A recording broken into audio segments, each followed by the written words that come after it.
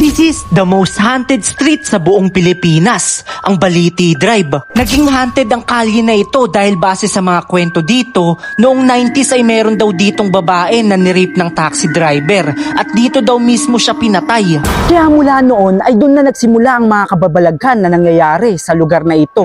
Maraming nagsasabi na meron daw ditong nagpapakitang white lady tuwing gabi. At minsan pa daw ay nakikita ito sa loob ng taxi na para bang gustong magigante. Ang itsura niya nakabaro ng mahabang puti, mahabang buhok. Ngunit yan hindi humaharap sa tao kundi naka-side view palagi. Haba yung buhok niya, medyo kulot galon-alon. Tapos yung damit niya talagang laging puti, Chinese cut talaga. May biyak dito. Kaya pag dis oras ng gabi ay wala na masyadong dumadaan dito dahil takot sa naturang white lady. At dahil nga marami ang sabi-sabi na meron daw nagpapakitang white lady sa Balete Drive, ay pupunta kami dito para malaman kung totoo nga ba ito o hindi. Nagkita-kita muna kami sa Uncle John's ng mga kaibigan ko para mapagplanuhan namin kung ano ang gagawin namin sa Balete Drive. Pagdating natin dun sa area, syempre una natin gagawin, ikutin natin yung area kung anong sitwasyon doon. Kasi, diba, alam naman natin, yung Balete Drive, hindi naman yung basta-basta tol eh. Diba, meron kakaiba, may napansin kakaiba or taong sumusunod sa atin pag natin. Sabihin nyo kagad sa isa't isa. Pagtapos namin mag-usap-usap ay umalis na din agad kami. 11 kami ng gabi nagdesisyon magpunta sa Balete Drive.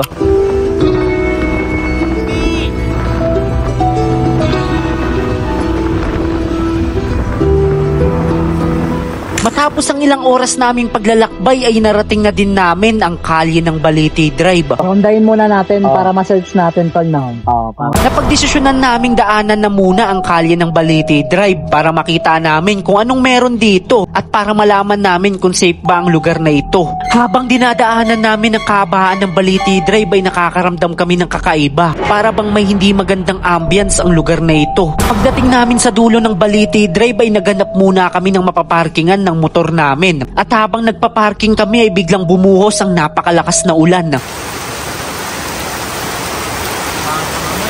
Yung mga kaibigan, kakadating na namin dito sa Balete Drive. And ngayon, sobrang lakas ng ulan ngayon.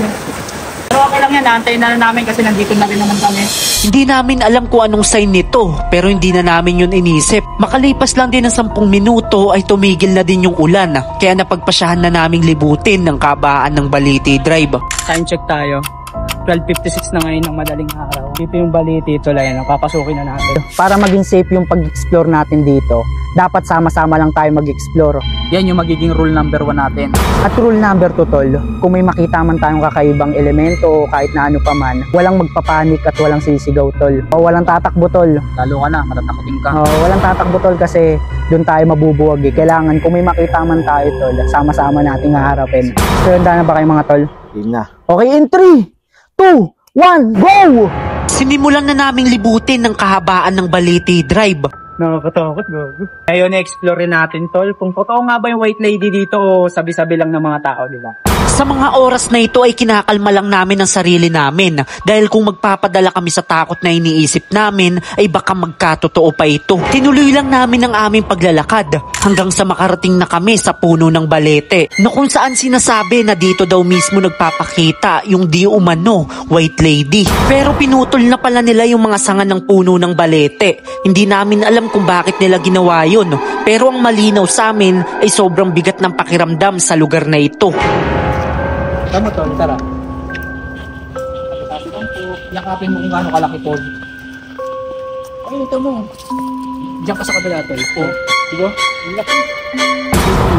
Dito daw nagpapakita mismo. Dito sa mismong tinatayuan namin. Dito daw nagpapakita yung white lady. Pagtapos namin makita ang malaking puno ng balete ay tinuloy na namin ang aming paglalakad sa kahabaan ng kalye na ito. Dito madilim na part dito, mga kaibigan. Maraming dumadaan ng mga sasakyan dito, pero pag ganitong disoras na ng gabi, wala na masyadong dumadaan dito dahil natatakot din sila sa white lady. Yung pinaka-area na puno na, sobrang kulog mo talaga dito. Itong area na to, di ba? Puno. Medyo nakakatakot talaga. Nakakilabot. Sobrang tahimik.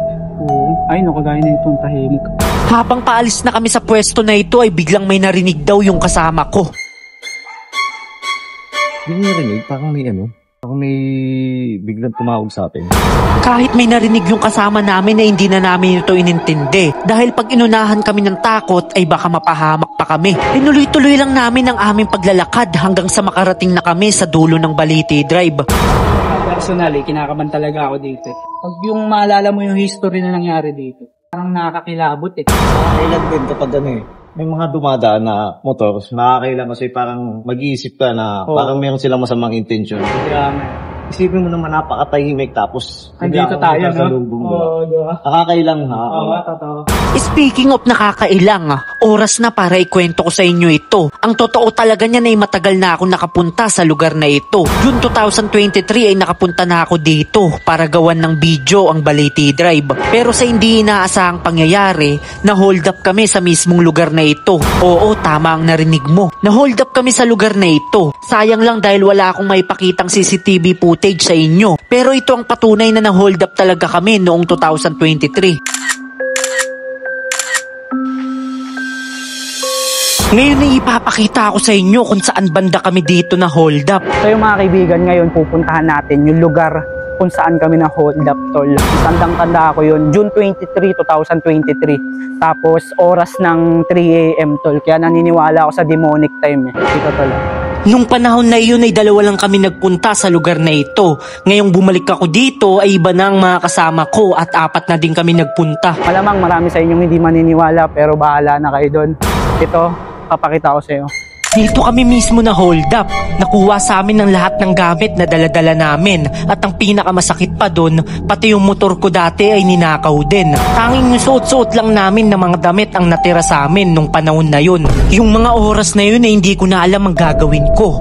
Hindi ako makapaniwala na sa isang iglap lang mananakaw lahat ng bagay na pinaghirapan ko. Pero dahil sa nangyari na yun ay masasabi kong sobrang laking aral ang napulot ko. Dahil doon ako natuto na kumilos ng matalino at wag maging kampante sa anumang oras. Ginawa ko yung isang malaking experience sa aking buhay na daladala ko hanggang ngayon. 2023 pa yun nangyari, 2025 na ngayon, kaya malayo na ang aking narating. Dahil sa aral na natutunan ko dun, nadala ko ito hanggang sa kasalukuyan. Hindi ko na nabawi ang nawala sa akin at hindi na din namin nahanap ang nang hold up sa amin. Pero ang pinakamahalaga dun ay walang nangyaring masama sa amin.